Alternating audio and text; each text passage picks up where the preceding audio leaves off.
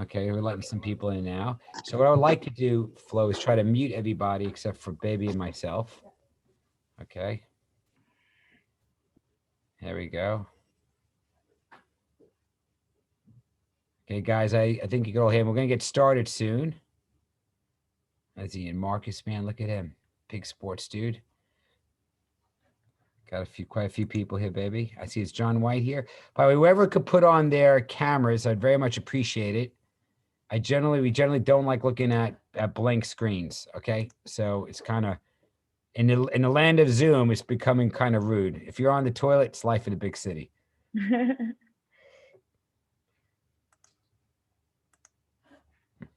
Oh, baby, most importantly, I have my Uncle Herbie from Milan calling in. So that's good. Okay. I'm seeing my parents over there. No worries. Hi, Mom. Okay, here we go. It's loading up, guys. Okay, so we have about 7. Let's give it about a few more minutes.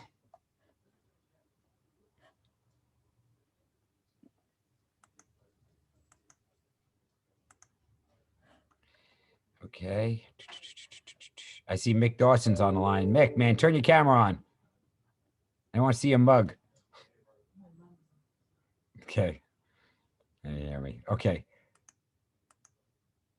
Okay, I think that's it. We're expecting quite a few more, but let's get started. So first of all, I want to welcome everybody to this call. Let me just give you a little bit of the basic format of what this is about, in case those who don't know.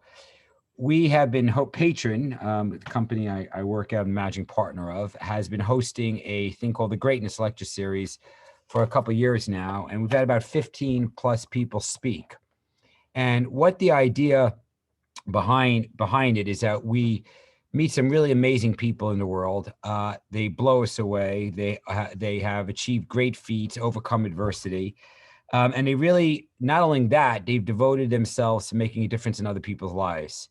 And when we meet these people, we get to know them, I like to sort of share that information or that knowledge with others to kind of help inspire all of us to kind of be better, to be different, be greater, and really to grow. And it's been an amazing journey. We've had a variety of different speakers over the years, over the past couple of years, and it's really been fantastic in terms of the speakers and the people we've had to hear.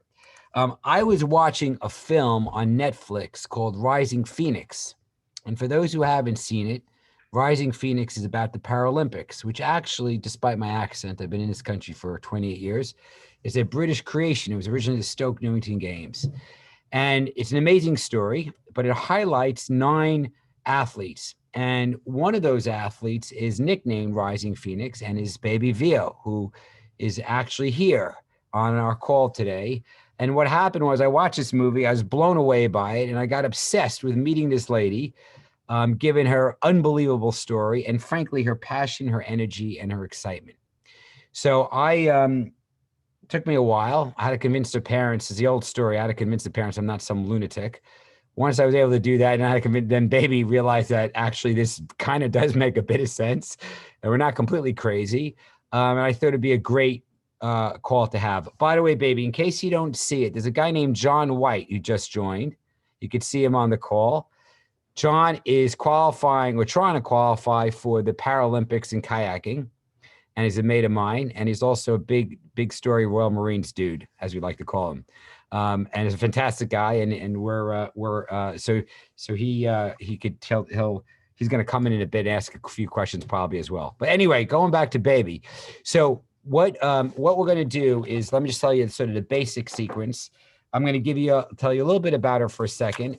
We're going to have a little bit of a short film. We have a film that has English subtitles, and we have a short film that's Italian, but it's obviously what the pictures are. It's about the foundation that Baby and her parents have created, which is very important.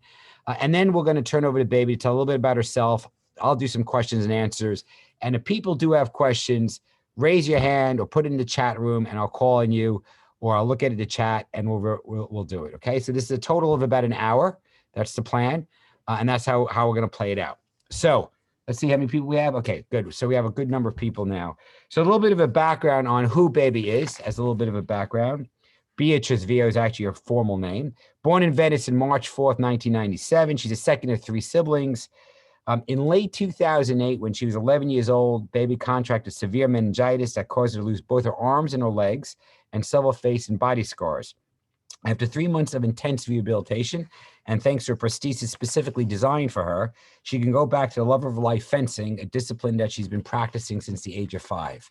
She's quite accomplished, which we'll get to in a second. She's been a big star of this movie, Rising Phoenix. And what I didn't know, because my Italian team, of course, never tells me anything, is that Bebe is a huge, huge star in Italy. We'll go through her background and her story in a second, but really quite impressive. So on that note, I'm going to turn it over to Flo to put the video on for a second. Flo, do you want to kick it off? Yeah, not yet. Oh, now I can see it. Do you want to make it? Yeah, perfect. Kick it off. Yep, I can see it. You want to hit play? I have no sound. No sound. Is there a sound? Okay, we're going to start it again, maybe. 1 second, guys. We're just going to start again. Hopefully you can hear sound. I haven't heard sound. 1 second. We're getting our practice for annual general meeting. Okay, here we go. Let's try again. Io penso di essere fatta di scherma praticamente. Ho iniziato a 5 anni, quindi ero veramente piccola e sto andando avanti e sono innamorata persa di tutto ciò che riguarda la scherma. Faccio tantissime cose in realtà perché non ho la solita vita normale. Non faccio niente per obbligo, lo faccio solo se una cosa mi piace e se mi diverto. Mi sento forte, però allo stesso tempo, diciamo, determinata. Ti senti, tra virgolette, potente perché sai dove vuoi arrivare e sai che se vuoi puoi arrivarci. È tosto ma è bello, devi darti tanto da fare, devi voler tornare autonoma e darti da fare per poterlo fare. Quando vuole fare una cosa lei è talmente determinata che riesce a farlo. Io finché non ottengo quello che voglio non mi fermo, quindi vado avanti finché non ce l'ho. Te ne parlo solo per far capire che anche con una sfiga terribile puoi riuscire a fare grandi cose.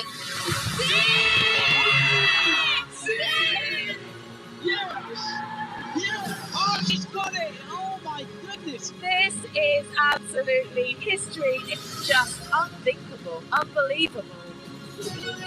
È tutto perfetto, è tutto bellissimo, è tutto stupendo. È 4 anni che lo sogno. È stata la giornata più bella della mia vita. Beatrice Vio. I'm very, very happy to be here. Sei una grande, veramente, complimenti.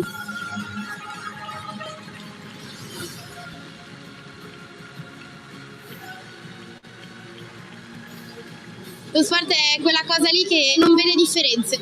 Io sono innamorata dello sport, quindi per me è tutto.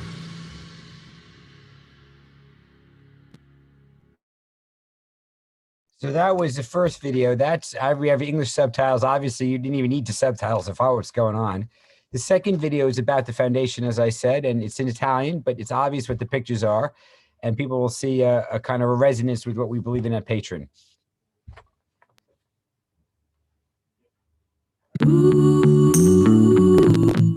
Questa è la storia di una bambina come tante, con tanti interessi e un grande sogno. Diventare campionessa di scherma. Ma un giorno, per rubare il suo sogno, il destino le prese le braccia e le gambe.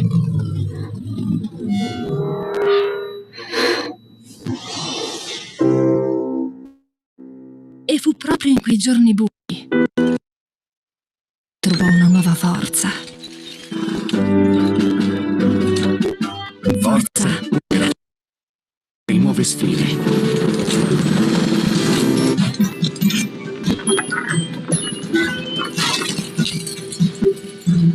Per incontrare nuovi amici.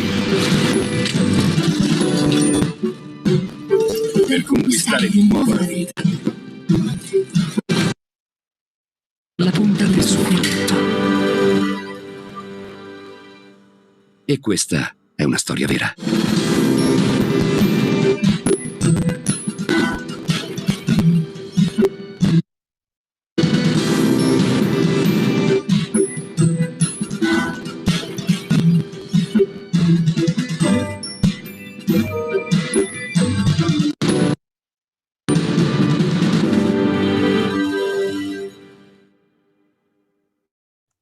Perfect. So I think you could see in literally 2 minutes or less the kind of concept I used to start with. Those who overcome adversity, who devote themselves to make a difference in the life of others, and have truly achieved exceptional feats. Before I turn it over to Bebe to describe a little bit of herself, she doesn't like talking about all her medals, so I'm just going to give you a quick rundown. I might have screwed this up, so I'm sorry if I missed a few. Italian wheelchair fencer, 2014-16 European champion, 2015 and 17 world champion, and 2016 Paralympic champion. In June, won both the individual and team competition at the European Championships. At the end of the year, the Italian Paralympics Committee awarded her the distinction of Italian Paralympic Athlete of the Year, a title shared with Oksana Corso in 2015. In 2016, she was a gold winner in Rio. She became the world champion after she defeated Dani 15-4 in the final.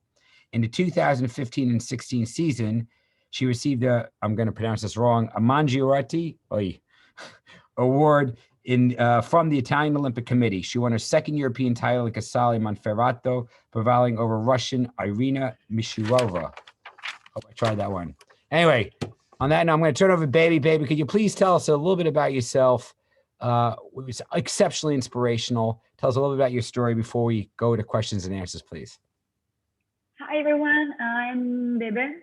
Like here, they used to call me just Bebe, maybe because it's easier. I don't know. So for American people, English, that's Bebe fine. I'm 24 years old. I just turned 24 like 2 weeks ago, I suppose. And I'm a wheelchair fencer, and I'm a student. I'm from Venice. I was born and raised in Venice, and then I moved to Rome for university, and also because the national team used to train here in Rome, and also because I'm part of the police team of fencing. So I'm part of the army, which is a great thing that we have here in Italy, which makes like all people with disability part of the army team. That's an incredible thing, and I think it's happened also just in Italy, this thing, so that's great. We are so proud to have this thing, and I'm proud to say that I was like saved by sport, like because I began fencing when I was 5 years old, and then at 11 years old I had the meningitis, and so at the age of 11 years old, they had to amputate both my legs and my arm. So at the beginning was quite difficult because when I was young, I didn't know anything about wheelchair sport, so the Paralympic world in general. So I was very ignorant about all the disability environment in general. So it was tough at the beginning because I have never seen someone like a young person in the wheelchair. And I have never seen a person of my same age in like playing Paralympic sport. So everything was like to me a completely new world, and I have to say that I completely fell in love with it. And so I began doing fencing again, and this time of course was wheelchair fencing, because of course if you don't have the legs, you have to do you have to play in the wheelchair. And then thanks to the sports, I discovered how many young guys and children who you can in some way help through the sport. And so that's why we create a non-profit association. That's the video that you just watched. And we just love helping them, like giving them, we used to say like the pieces that they need, let's say the pieces that they miss in some way. So we can give them crutches, prosthetics, and everything that they need to be back in the piste and the track or wherever they want to be part. And so that's my life. I'm so happy. I'm enjoying my life so much. And nothing. You feel so Bebe, so what year of university are you now? This is my 3rd year. Okay, and you have one more year?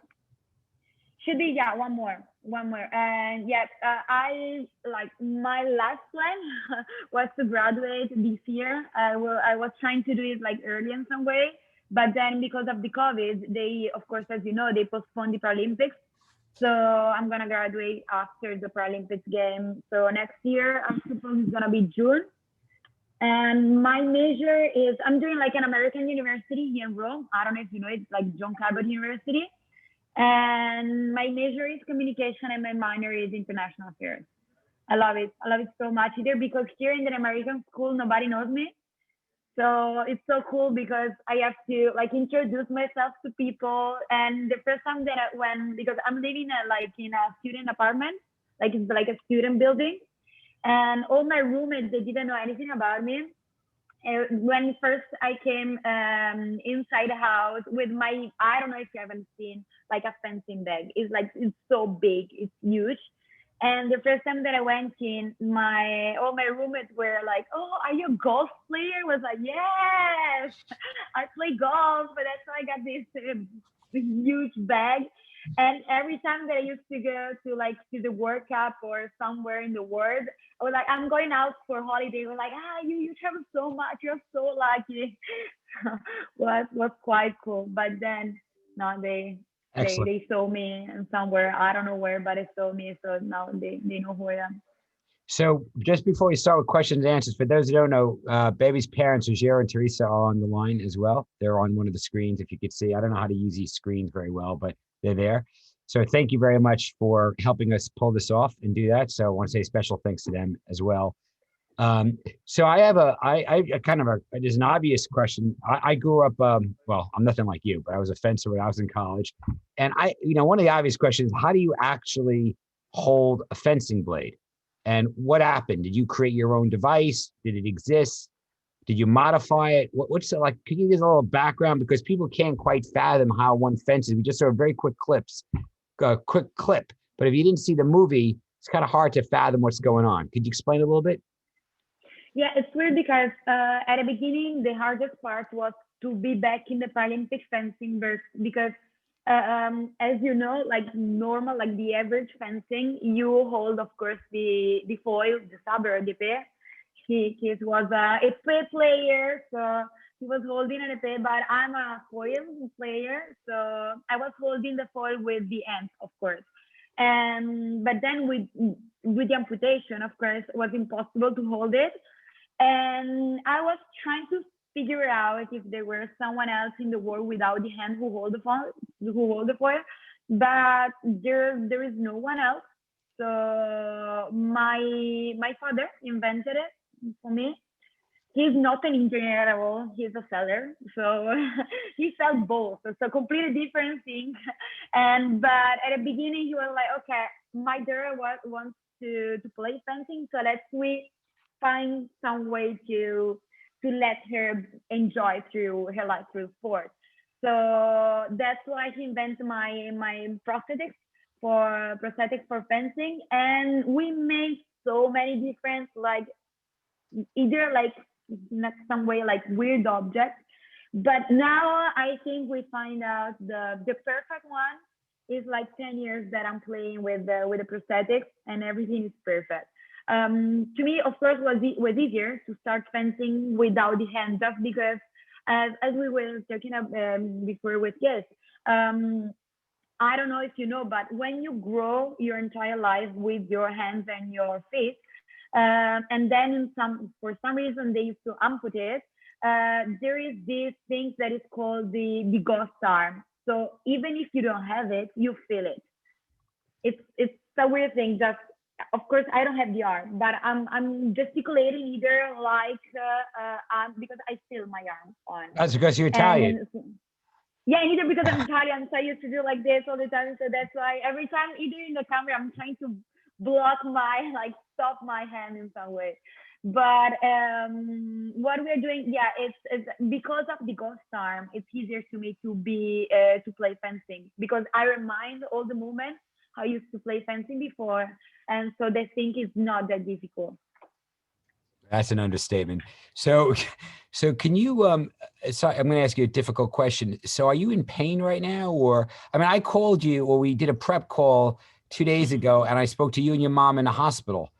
I mean, it's quite amazing. Here we are you're back in your college room. And could you, it's like these, you can't even make this up. Could you tell the group what you told me in the email about what happened this morning? And also, are you okay? How are you feeling?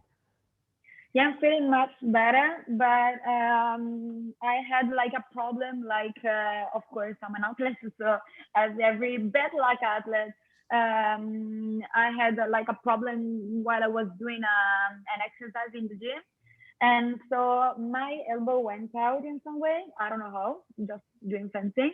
It went out the elbow, and so after so many difficult parts that we passed by. This happened like 7 months ago. So at the beginning, the coach was like, the physiotherapist was like, okay, don't worry, 2 weeks to relax, and then you're gonna start much better than before. Every time they used to say the same thing. But now I wait for like 7 months, but it wasn't enough. And then I had to do a surgery 2 weeks ago, and that's why our last call was in the hospital. But now I'm fine. I'm at home, and this morning, at 6:30 in the morning, the anti-doping woke me up and say, okay, let me check how many drugs you took in the hospital. And so they woke me like in this amazing way. But I think it's a right thing to do, because I'm super against the doping in in the Wait, sports environment. baby, we gotta go a little slower here, just so people understand. They're British, there's most of them are slow. So, I'm sorry, so I'm too just tiny during this thing. you're not talking to another Italian or New Yorker, okay? Just want to be clear here. So what you just I'm said, sorry. so everyone understands what you just said, is you got woken up at 6:30 this morning by the anti-doping agency to see whether you were taking drugs after just leaving the hospital. Okay, Yeah, exactly. right, okay. Of course, I had to take some drugs in the hospital, but just not for fun. But it was because it was painful, of course. And so this morning, the anti-doping woke me up just to do all the control in order to be back in the gym and see, of course, control all the doping situation. Wow. And these things happen like so many times during the year. Just because if you are part of the national team and if you are part of the highest part of the ranking of the worldwide ranking, we began the anti-doping, the worldwide anti-doping. They used to call you and put you in this control group. So we have an online calendar in which every night we have to give an address and give them like 1 or 2 hours every day, in which they can come into your house and check your all the analysis they have to do. But Wow. of course, it's not every morning. It's just a surprise that happens sometimes. And of course, all the athletes used to put the hour for the control like very early in the morning, because it's of course it's not good. But most of the time, if the time is too early, the guy of the anti-doping doesn't want to come to check you out. But sometimes it happens. So we have a couple questions already coming in, but I have a few more I want to cover before we turn it over to some other people. What exactly is happening with the Paralympics in light of COVID? It's still what's happening is in Tokyo. What's happening? What's the current update in terms of where it is? What's going on with COVID? What's the plan? You know what? The athletes are the last one to know everything about the Olympics and Paralympics, like every time. Wow. It's so difficult to us because we don't know how it's gonna work, and everything that we know is through the television. It's not the federation who used to call you and say, okay, this is what is happening, and so you're gonna be there in this time and not. So either because of the COVID last time, they told us that the Paralympics as the Olympics were postponed. We figured it out through the television. Nobody called us telling us that, okay, you know what, you're not gonna be part of the Olympics. So this time we know that, of course, the Paralympics they're gonna be the games. So that's such a great thing for us. Either because we are doing like 5 years of super hard training, like every day. In particularly with fencing, we used to train with the national team 8 to 10 hours per day. So doing 8 to 10 hours per day for the entire preparation and qualification for the Olympics. Of course, when at the last month they're gonna say the Olympics not gonna be done, you get crazy and you don't know what to do in your life in some way. That's why I'm trying So, to so are you decide. training? Are you training like that right now? Not right now because I got the surgery like 2 weeks ago, but Right. all the rest of the team, yes, they're doing it. Wow, wow. And you actually have an interesting thing you actually told me, and I just only saying this, is that one of your dreams is to be the president of the Italian Paralympic Committee in 2028, and later the president of the National Olympic Committee. So kind of in light of that, I hate to give you a platform to start petitioning for the job, but what would be like your big sort of recommendations in light of this? I know better communication, we got that one. That's a big box tick. But is there anything else specifically that you'd think about in terms of Paralympics that you think needs to be done? Because the movie was quite impressive in how they talked about how the Paralympics almost didn't happen. And I just kind of give you a perspective of that. It'd be interesting to share. Yeah, what I would like to do, but what the Italian Federation is doing is, like the Italian committee is doing, is trying to bring the Paralympics level at the same level of the Olympic. I know it could be like weird or in some way impossible, but it depends on the country. I know that in America and in London, they did like an amazing job with all the communication. I'm a student of communication, that's why I'm in love with it. But the claim of the Paralympic game in London was inspire a generation, and that's what inspired me to do everything what we're doing, because that's exactly what we want to do. Just share all the Paralympic movement, but not as a Paralympic movement. Just like what we're trying to do is trying to remove in some way the filter of the poorness in some way about all the people with disability in Italy. That's what they did in London thanks to the Paralympic game. In London, for the England people, they were like, okay, I'm going to watch a game. It doesn't matter if it's like sitting volley or stand-up volley. And the same for wheelchair fencing or not. Like every sport was just sport.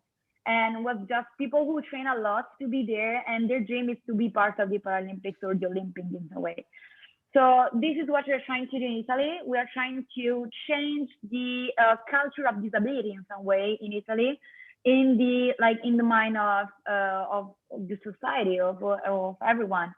And we're doing it starting from the sport, because I think that sport has the power to change like exactly the mentality of everything, but not only with disability, also with the gender, with the culture, the background that an athlete has. It doesn't matter where you're from. It just matters the gold medal that you win, So that's what we're trying to share. Just the important thing is to have a goal, to have like an achievement. So just fight to be there in some way.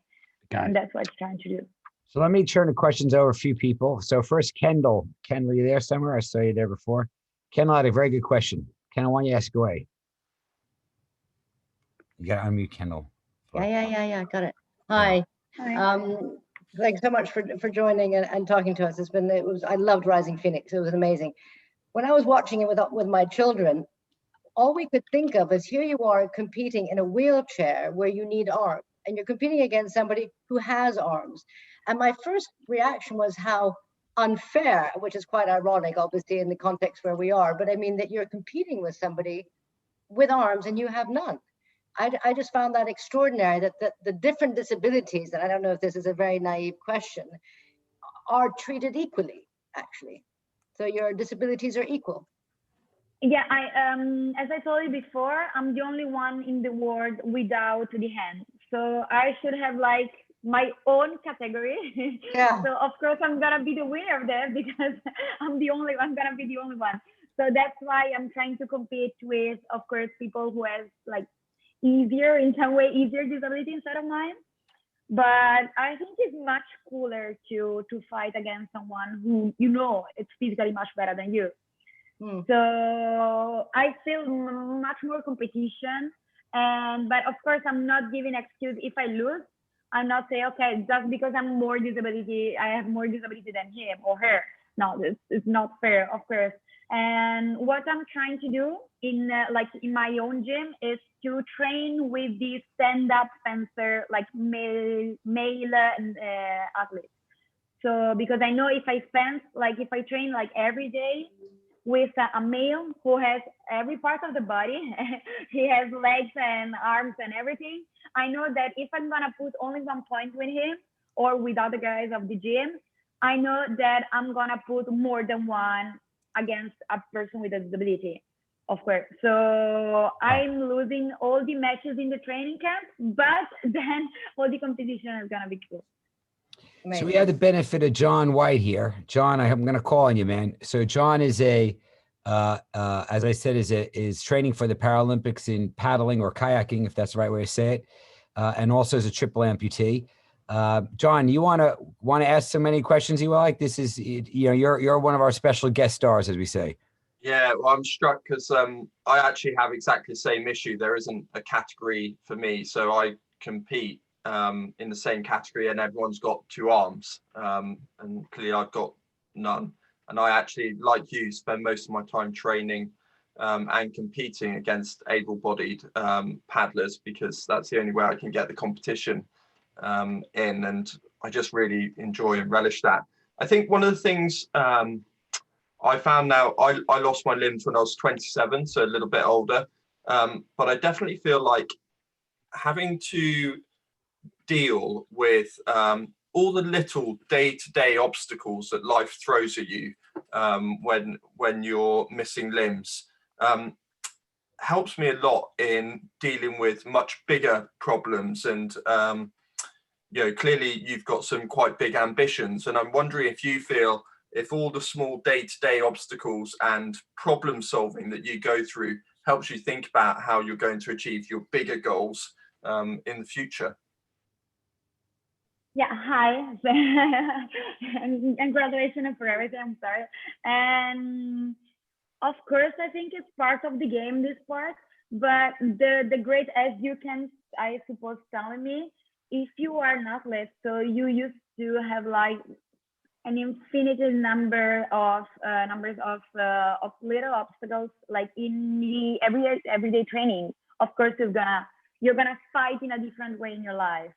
So, and either I'm a fencer, so it's quite a fighting sport. So, and I was born like this.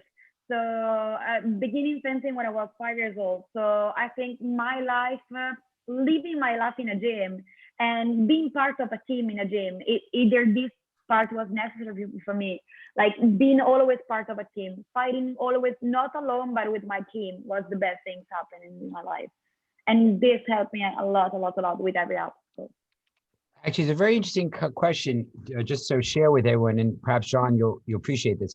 I asked Bebe which prosthetics she was using in light of the fact that we put a couple of guys from the Corps to the US, to Oklahoma for Dream Prosthetics and a variety of others.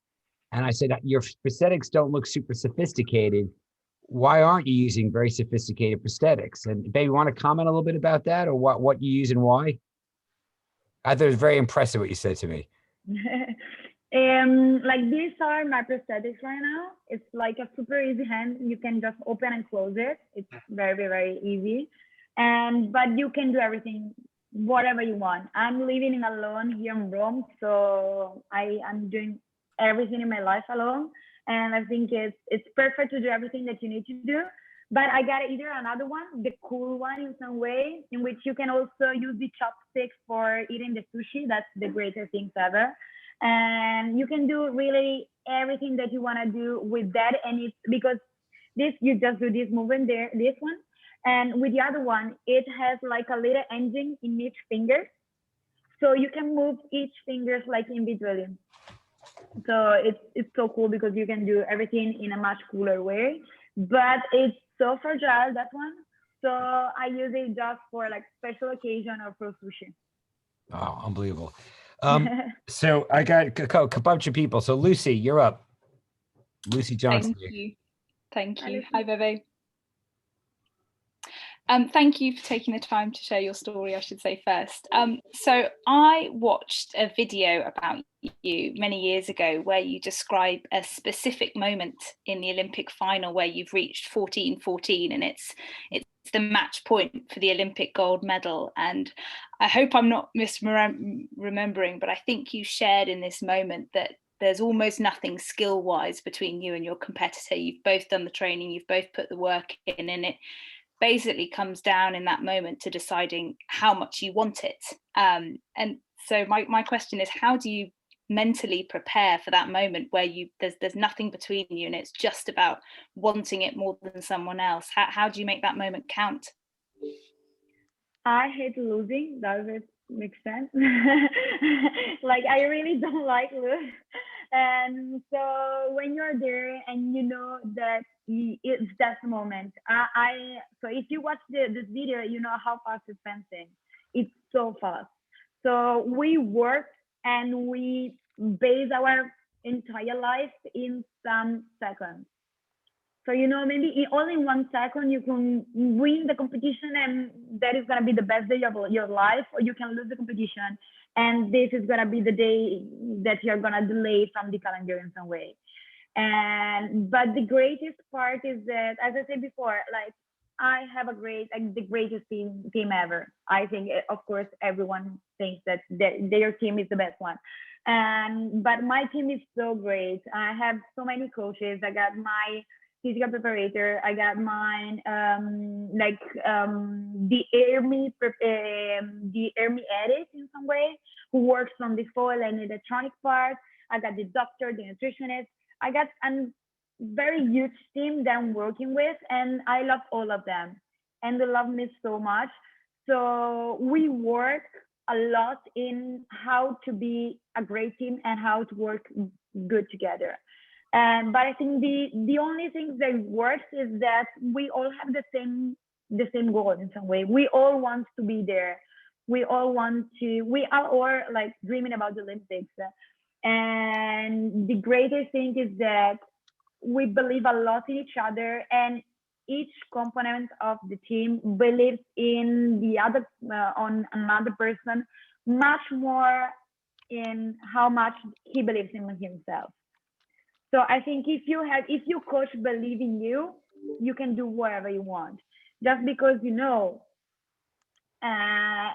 it's so cool to be there, and you know that you're not alone.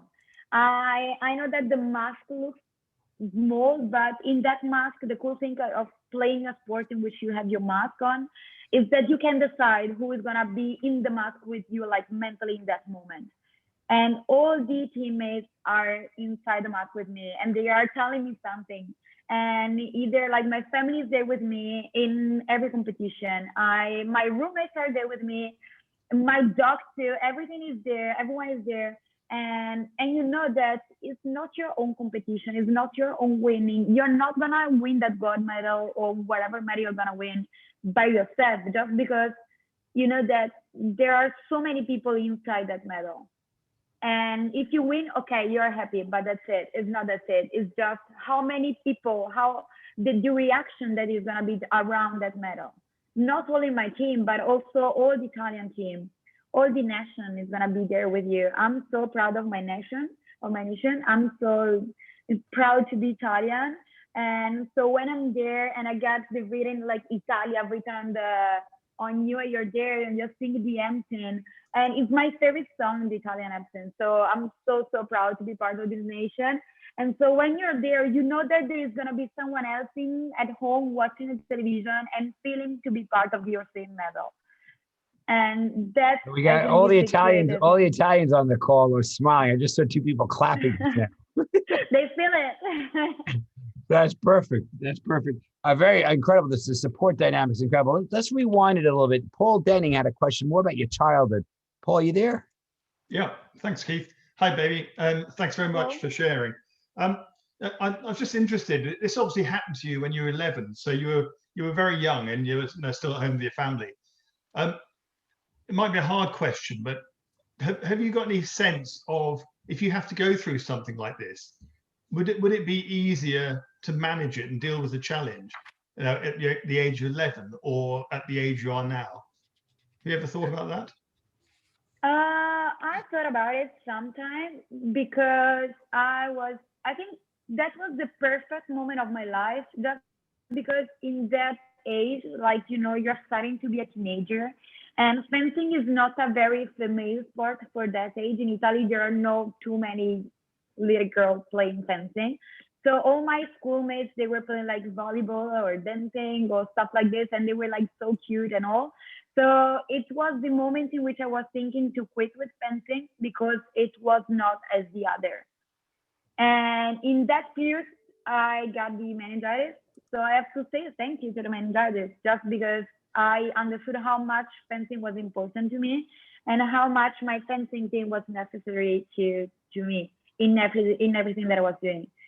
So it was a great moment. And I think I was lucky also about the age, just because I took everything as it was a game. Like my prosthetics to me were just a new game. My wheelchair was just a new game to go faster. Everything was like, okay, it's a new world. Like explored everything about it. We fell in love with everything that is part of the Paralympic sport.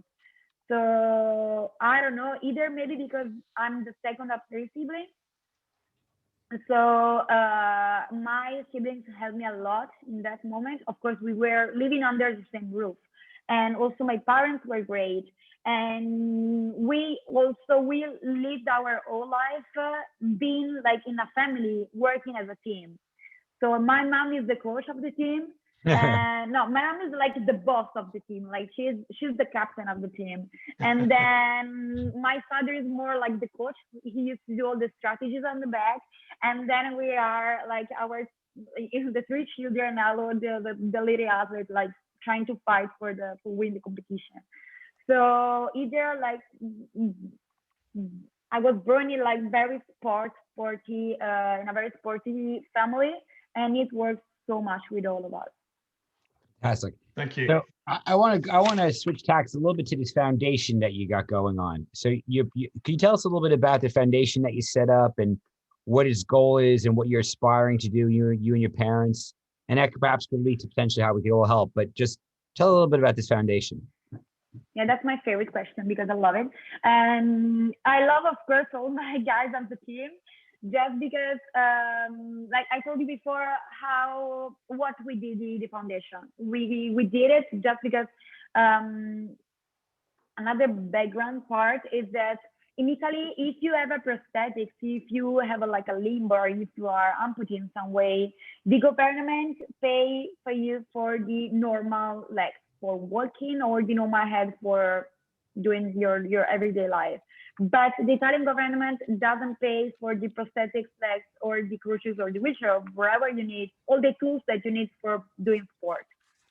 So if you are an average family and if you want to do sport in Italy, you cannot, because it costs too much. A wheelchair can cost too much. And either families cannot spend all these euros in only one prosthetic, either because if the children is young, it's going to change it so many prosthetics based on the growth of the guy, of course.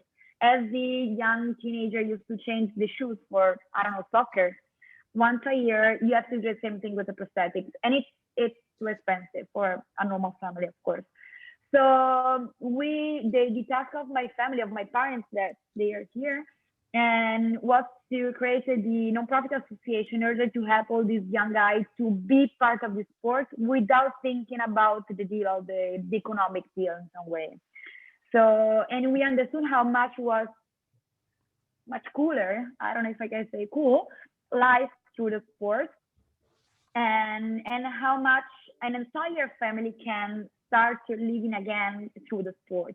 Because of course, if you have a young child who has I don't know, a car accident, and he's gonna lose a leg, as a parent, you don't know how your son is gonna live his life. You cannot think at the beginning, okay, my child is without a leg. Can he run again? I don't know.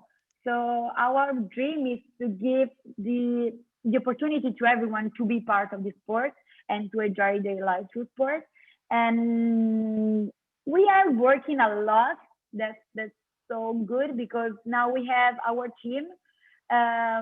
We are 38 guys from 3 years old to 30, more or less. The older should be 30. He's getting older, of course.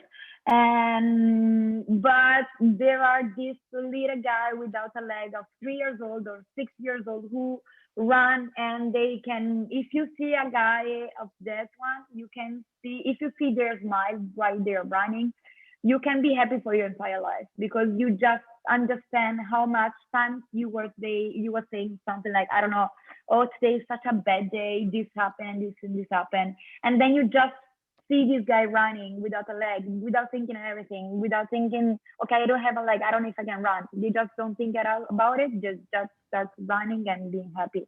So baby, just so we're clear, so everyone's aware of this, you also do a ski trip in Cortina with the kids, yeah. Right? Very important. So everyone registers that for next winter, man. That's a new plan. So in case people don't realize what's going on. Everyone that's the next. Come to Italy and stay with us. So we got a few more questions. I want to try to get everyone in before we run out of time. So I got Caroline Beasley on the line. She is quite an impressive person. She participated in the Veteran Games in Israel last year, year and a half ago now, or maybe more, year and a half ago. And I just want to know if she has any questions because she's another one of our rock stars. Caroline, I don't know whether you're on mute or whether you can hear us. Oh, you're off mute. Okay, you're up. Hi, Keith. Hi, Bebe. Lovely to meet you. I suppose really this is more of a personal thing for me. I was shot a number of times when I was serving in the army. One of the rounds went through my face. So, like yourself, I have a facial, facial scarring. I'm just wondering on how you deal with that, or does it bother you at all, or is it just part of you accepting yourself and doing what you do? Maybe because my disability happened when I was so young. So at that age, I was not thinking about, I don't know what people is gonna think about my face. I don't know. So I was just enjoying my life with my face. That's the face that I have. But I think that nobody's gonna see the problem or disability or everything that you need if you share it in the easiest way. So just showing them directly. I got my prosthetic leg, which is like okay, got it. It's very robotic This is in some way. Classic, man. So classic. Love it. It's very robotic. We want one of the old ones, man. When we all get done with it, if we go skiing, we want to get an old one. It's very important. All right. So I don't use the static part. I just have my legs. So with this leg, I can do whatever I want. And I'm living my life with like showing what I have, but just because that people that is gonna know me, they're gonna look me in the eye and then they're gonna know who I am without paying attention to all the rest. Like so many times, all my friends, they're like, okay, we're gonna do this and then rafting and then we doing these other things. And then I was like, okay, guys, do you remember that I have the leg? It was like, but you can do everything you want. So the coolest part is every time my friends, they don't see it and they just know who I am. You're such an amazing, inspirational young woman, and thank you very much for talking to us tonight. It's fantastic. So we got Fiorella here. I always call Faf, or her friends call Faf. I'm one of those. Fiorella, you have a couple of comments you want to make, a question you have. No, I just wanted to say how absolutely inspiring it is to see you, to hear your story, to hear your incredible positive attitude. And, when you see someone like you and how much you've achieved in your young life, and it's just extraordinary. And your mental attitude to life is absolutely as inspirational as your achievements physically. So well done. And my father, I think you probably noticed, my father was also a campione di scherma in Venice. He was Venetian, and he would be very proud of you. Very, very proud of you. Bravissima. Grazie. Fiorella. So thank you for Faf. So Daniel Cohen has a good question. Daniel, do you want to ask you a question? You there somewhere? I think he's there. Was there? Daniel, you there? He's there somewhere, going once or twice. Okay, I'll ask it for him. Here it comes. He's coming out. Go ahead, Daniel. Go ahead. So it's actually my wife's question. I mean, you're incredibly inspirational in your own right, and for us, you're kind of a hero. But who are your heroes? Who do you take your inspiration from, and why? At the beginning, I was super inspired by like real superhero for me. So like I don't know, Valentina Vestali from the fencing team, Italian fencing team at first, and she's the greatest female athlete in the world. And I don't know, Alex Zanardi was another of my favorite athletes. They were Yuri Keiki in Italian like gymnastics. But then when I was part of the, when I knew to be part of the national team, I understood how many times my real hero were not like this super big champion. My real hero were all the guys from the, like this little guy of 3 years old who's not thinking about, he doesn't have a leg. He just starts running. So I really understood how much was much more difficult to live like a normal life without thinking that you're gonna have like too many limits in some way or boundaries or everything. If you enjoy your life, you're gonna everything that you did. If you enjoy doing it, you're gonna do it in the best way. And so my new heroes are all the guys of our non-profit association. And if you're gonna watch them, you're gonna understand it so much. Extremely impressive, Bebe. So a couple of follow-up questions or a general point. What's kind of next? What's the big move? You said you wanted to go to school in the U.S. Could you give a little? What are you trying to do? What's your plan? My plan is to graduate. I want a graduation in my hand, and so I'm looking forward to finish the university here in Rome. And my dream is to be able to be in, I would like to go to Columbia University because there they have like amazing master in sport management. So I would like to be there and study all the parts of the like physical parts of the sport and the theoretical parts of the management of the sport. And either because my dream is to be the president of the Italian Paralympic Federation. So I want to study before to get in that situation. I want to study before. And I would like to do a new experience out of Italy. And so I went to Colombia like 2 years ago because a friend of mine, an Italian friend of mine, he's playing basketball there in the team. And I saw how amazing it was. Like all the building, I went inside the fencing gym, and I fell in love with that. Everything was closed. I just came inside it. I was like, that's so big. It's amazing. And so my dream is to train there one day and be able to study there. It's my dream. So hopefully my youngest daughter, I don't know whether she's on. She was on, but she's got an exam apparently. She will be a senior when you probably go to graduate school there. So. She'll welcome you there. Before I kind of, finish up, we're basically almost out of time. I think it's been incredibly inspirational. I think you touched on a couple of key things about support, about your support network, about your parents who are obviously very proud of you, which are fantastic, about your siblings, which have been fantastic. But really it's about getting up every morning and that kind of inspiration to roll out of bed and keep going. And one of the questions that Matteo Busa has asked, who's my Italian partner, he said, what drives the one that I met. Matteo, do you want to ask the question, Matteo, quickly? Yeah, absolutely. First, I'd like to say that as all Italians, we really love you and you are the whole nation. Today you inspire 3 different generations. So me and the wife, then my young parents and also my young children, which have gone in the other room because they were too noisy, but they listened to you for a long time. They are 2 years old and 6 months old, so they are now watching cartoons. But my wife actually had a question for you, so thank you so much for your wonderful talk and for everything you do. Ciao, Bebe. I was so inspired by your life story, but the fact that when you speak, you're so driven, like every word that comes from your mouth just shows you have this, you can't kill your spirit. It's like constantly going. And it's really inspiring to see you speak.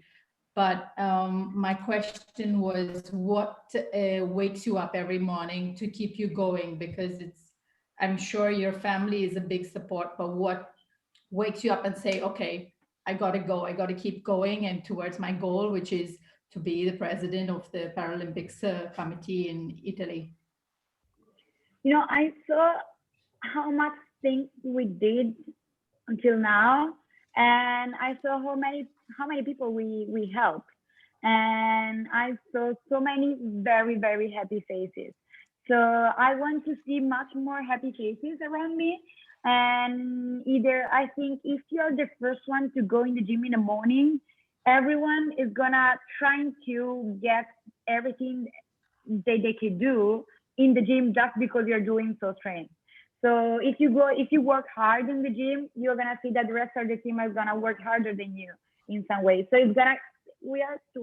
maybe sometimes we have too much competition here, but we wake up every morning just starting and say, okay, I'm gonna be the best in the morning, and because I just want to see one of my teammates trying to be the best in the afternoon.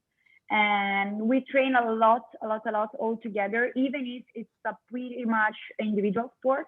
We really believe in the team training. So we love to be all together, and I want to go there the first one in the morning just because I love to do the coffee in the morning for everyone. So just get in the gym and just prepare all the coffee for everyone. We are so Italian. And so we just stay there, do a quick chat with everyone, and try to solve all the problem before starting the training, just because we want to do the training, just being happy and trying to be the best of us there. So, Bebe, I think it's been unbelievably inspirational. I hope people got a little bit of a flavor how unbelievable this lady is. It's really, really, really fantastic. And you've done a fantastic job of really inspiring us. And I think that's really important. I mean, I think the movie is just a small sampling of about you. And obviously tonight we got to see a little bit more of that, which has been fantastic. And I think this work that you and your parents have done with Art for Sport is also incredible. And we should we should consider that very seriously, and we will. Really special thanks for helping us and really making a difference, continue to make a difference in the lives that you touch. But even on this call, many of the people on this call have been through their own challenges and have their own goals and aspirations. And I think you're incredibly inspirational, including for myself. Despite my only criticism someone said on the call is I look exceptionally bald today. But outside of that, no, it's really, you've been amazing, baby. And thank you so much for what you've done. And may you continue to have fantastic success in the future in everything that you're doing, and may you continue to kind of change the world to be a better place. And I think that is the most impressive thing that you've achieved. So special thanks again to your parents for trusting us to have Bebe here. So thank you again, Ruggiero and Teresa. And again, thanks to everybody for participating and sticking to the rules. So I appreciate it again. Thanks, guys. Thank you. Thank you so much. And by the way, Bebe, we have the Columbia guys are in and out. We're gonna it's very important to speak to the Columbia guys about this graduate school discussion, but we'll deal with that offline. But thank you again, guys. Thanks, everybody. Thanks, Bebe. Thank you. Bye. Thank you. Bye-bye.